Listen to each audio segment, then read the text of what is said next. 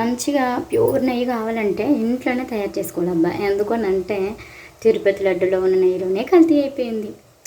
పిల్లలకి ఇచ్చేది కదా, కొంచెం ప్యూర్గా ఉండుంటే బాగుంటుంది అనమాట. అందుకని నేను రోజు అంటే ప్యాకెట్ పాలు అయితే మిగడొచ్చిన దాంట్లో ఏమంత నెయ్యి రాదు కదా, సో అని చెప్పేసి బర్రె పాలు పోపిస్తూ ఉంటా. పాలు పోసినాక వేడి చేసినాక దాని మీద మిగడ వస్తుంది కదా, మిగడ అనేది ఒక బాక్స్లో అలా తీసుకున్నాను. అట్లా మిగడైతే తీసేసుకున్నాను. డైలీ అంటే ఒక 1 వీక్ వరకు లీటర్ పాలు కదా, కొంచెం ఎక్కువ మిగడనే వస్తుంది. సో అది 1 వీక్లో అది నిండుగా అయిపోయింది అనమాట. సో దాన్ని కొంచెం ఇట్లా మిక్సీలో వేసుకొని మిక్సీ పట్టాను. మిక్సీలో వేసి అంటే మనకి వాటర్ సరిపోవు కదా, దాంట్లో కొంచెం వాటర్ ఉంటాయి కదా, ఆ ఉన్న వాటర్లోనే ఇంకా ఇంకొంచెం ఎక్కువ వాటర్ పోయాలన్నమాట. అంటే ఒకటేసారి ఎక్కువ పోసేస్తే మళ్ళీ అది మొత్తం ఖరాబ్ అయిపోతుంది. కొంచెం నీళ్ళు వేసుకొని తిప్పినాక అది ఇంకా బ్లేడ్ తిరగట్లేదు అని అంటే ఇంకొంచెం వాటర్ అట్లా వేస్తే అట్లా వేసుకొని మిక్స్ చేయడం వల్ల ఇలా ఇలా వస్తుంది. ఇలా ఎప్పుడైతే వచ్చిందో అప్పుడు దాకా ఓకే.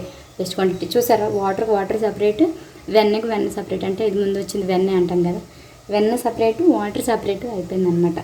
ఇప్పుడు ఈ వెన్న అంతటిని తీసేసి నేను వేరే దాంట్లోకి నేనైతే సపరేట్ చేసేసిన. ఎందుకంటే దీనిలో 1 లీటర్కి నాకైతే ఇంత వచ్చింది. అంటే లైక్ రోజు వేస్తాను కదా, ఒక వారం రోజులు నాకైతే ఇంత వచ్చింది అనమాట.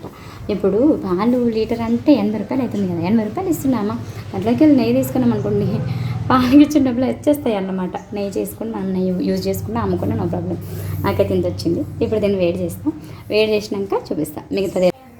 ఇది ఎంత బాగా ఉడుకుతుంది చూడండి, పాలు పొంగినట్టున్నట్టే ఉంది కదా. అంటే పాలు పొంగిపోతున్నాయి అనిపిస్తుంది కదా, పాలు కాదు. ఇప్పుడు మనం మిక్సీ చేసుకున్నాం కదా, అదే అంత చక్కగా బుసులు వచ్చి మంచిగా పొంగుతుంది.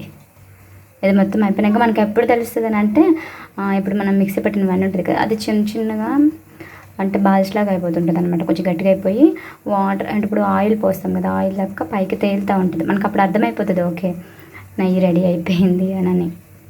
చాలా ప్రాసెస్ అనమాట. అంటే ప్రాసెస్ మనం చేసేది ఏముండదు, అదే కుక్ అవుతూ ఉంటుంది.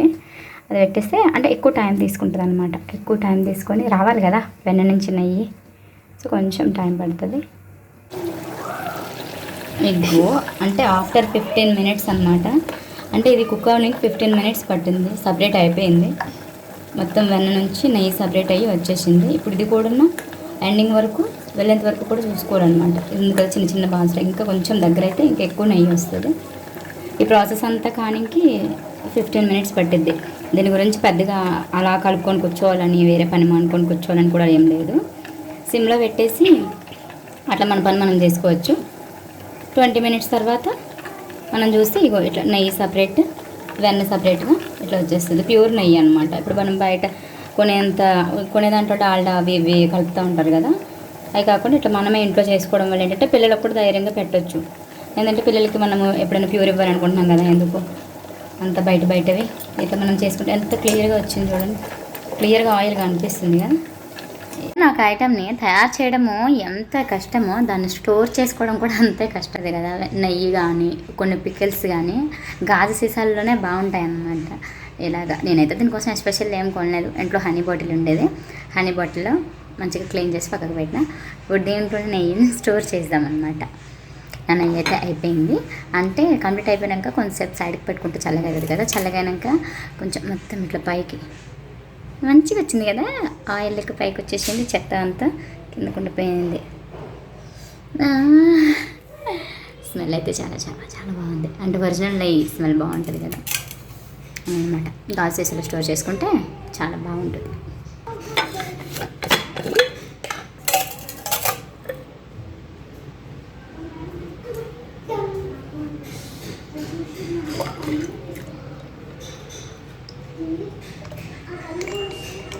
అయ్యో స్టెయినర్ యూజ్ చేయాల్సిందే, డైరెక్ట్ వేసేసిన అన్నీ పడినాయి దాంట్లో, తప్పేసిన. నాకు ఇప్పుడు గుర్తుకొచ్చింది స్టెయినర్ పెట్టాలని. స్టెయినర్ పెట్టంటే ఇంకా మంచిగా పడిపోయేది. పెద్ద పెద్ద పీసులన్నీ పడిపోయినాయి. ఇప్పుడు ఎట్లా తీయాలి వీటిని? సరే ఇదైతే బాగా వచ్చేసింది. ఇదిగో 1 వీక్ కింద వచ్చింది. ఇంకో వీక్ ఇడికి, ఇంకో వీక్ ఇడికి, 3 వీక్స్లోనే ఇది నింపేసేయాలి. నింపేసి అమ్మేసేయాలి. మస్తు కాస్ట్ ఉందబ్బా. చూసారా, ప్యూర్ అనమాట. ఏం కలుపుకుంటే ప్యూర్. ఇప్పుడు పిల్లలకి పెట్టింది అమ్మయ్యా రిలాక్స్గా పెట్టచ్చు.